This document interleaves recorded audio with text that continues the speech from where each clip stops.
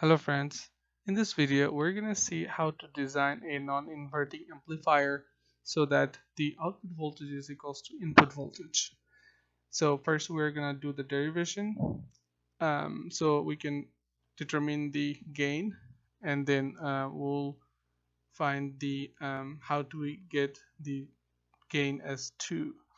So we can also use this derivation to get any register combination, um, the input and the feedback resistor combination, so that the gain could be any gain like X, but we're going to show it for just to make the gain double. So let's start. First we're going to start with the circuit. So it's a simple amplifier that has 3 pins, one output, one A and B are the 2 pins. The negative in is for the inverting input, and positive is in for the non-inverting.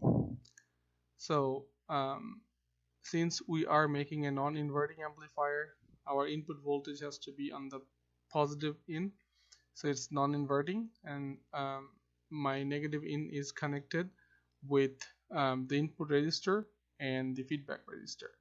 So we know that for amplifier you need 2 resistors to regulate the gain, and the gain will be depending on this R1 and R2. So you have to connect those in the negative end.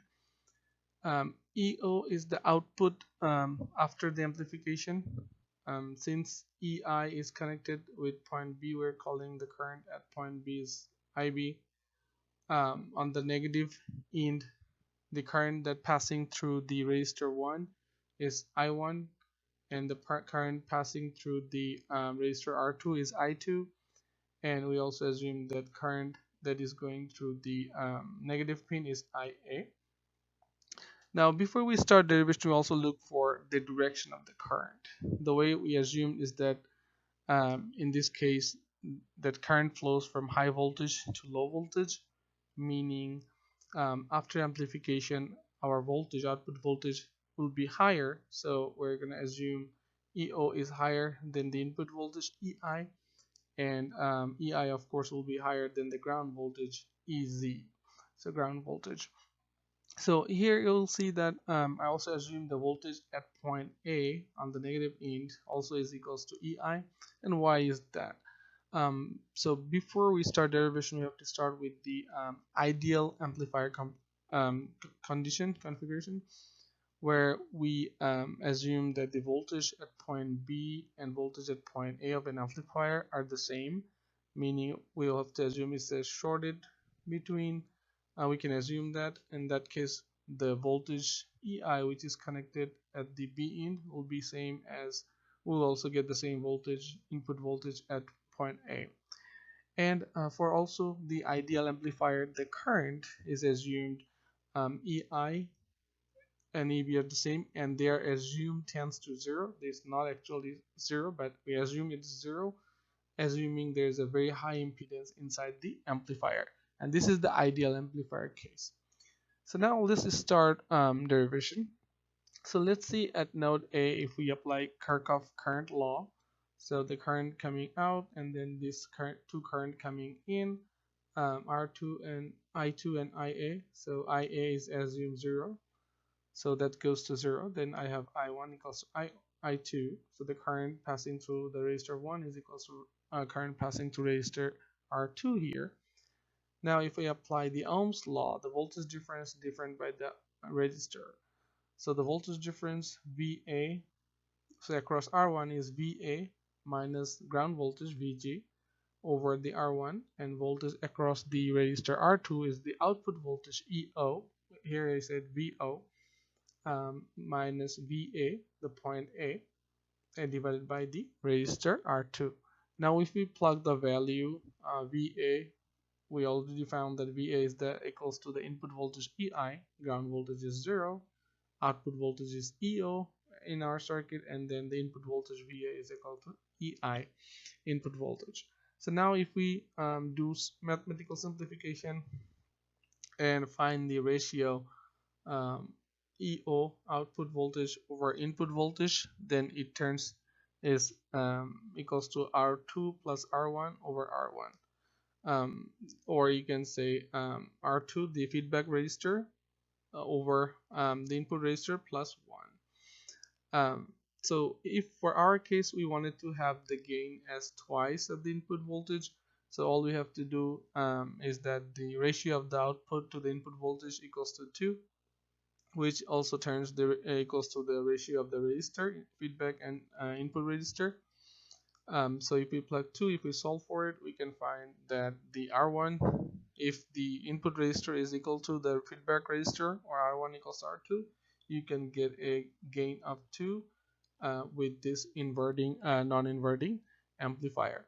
Now if you want to have any other gain other than 2x, say 5, 7, you just change this number 2 here, and you can find the configuration or relationship that you want between two resistors, so that you can connect this way and get the non-inverting amplifier with the gain that you want. So now we're gonna see a multisim simulation, so we can verify the gain. So we're going to draw a non-inverting amplifier and test it. So let's start with a 3-terminal operational amplifier. We'll just put it here.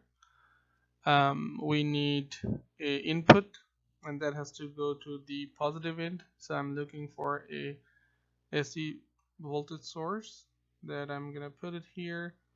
My one end is going to go to the ground, so I'm gonna put that into ground. I'm gonna connect this to end, and my input is going to the positive end, so that it acts as a non-inverting amplifier. Now for the, I also need the input register and the feedback register. So I'm gonna put a register here, and I also need a feedback register that I can put probably here. Here, okay. So now I have to connect the output end of the register, the feedback register, to the output of the amplifier. I'm gonna connect the other pin, and we need this pin to go to the ground. So I'll just put a ground first. We can also connect on the same ground. I'm just putting another ground so we can compare the voltage. So connect this one, and then I have to connect this feedback register back to here with the R1 register. So that's the part. It's ready. Now we're gonna run simulation. I have a voltage of 1. I want to change it. So let's see, voltage of say 3 volt. So that's the input. If we run simulation, you see the feedback register and the input register are the same. If we look at a derivation of non-inverting amplifier, if we have the register same, I should have a gain of 2. So let's see if that's the case. Oh, I have to measure the voltage first. So let's pause here. To measure the voltage, I'm gonna measure the voltage at output,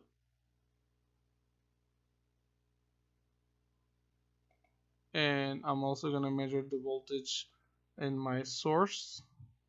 So that one. Let's see how the simulation comes in. So yeah, and now we can see, as we have expected, the green one. So if we do half and half schematic, the green one is the output voltage, which is double than the input voltage, which is 3. So we are getting a gain of 2.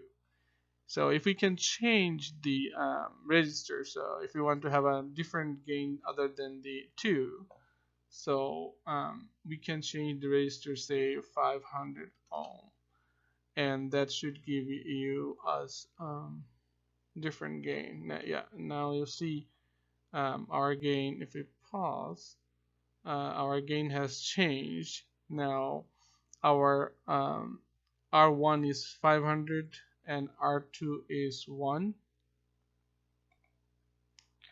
So if we look at our equation, R2 plus R1 over R1, my R2 is 1k ohm, and this would be 500 over 500. So if we assume 1k plus 0.5k over 0.5k, so our gain would be 3 times. So here, I think what we're seeing here is 3 times should be 9. So maximum voltage is showing 8. So if I change it to 9, I think we'll be able to see the peak and run it. So you see,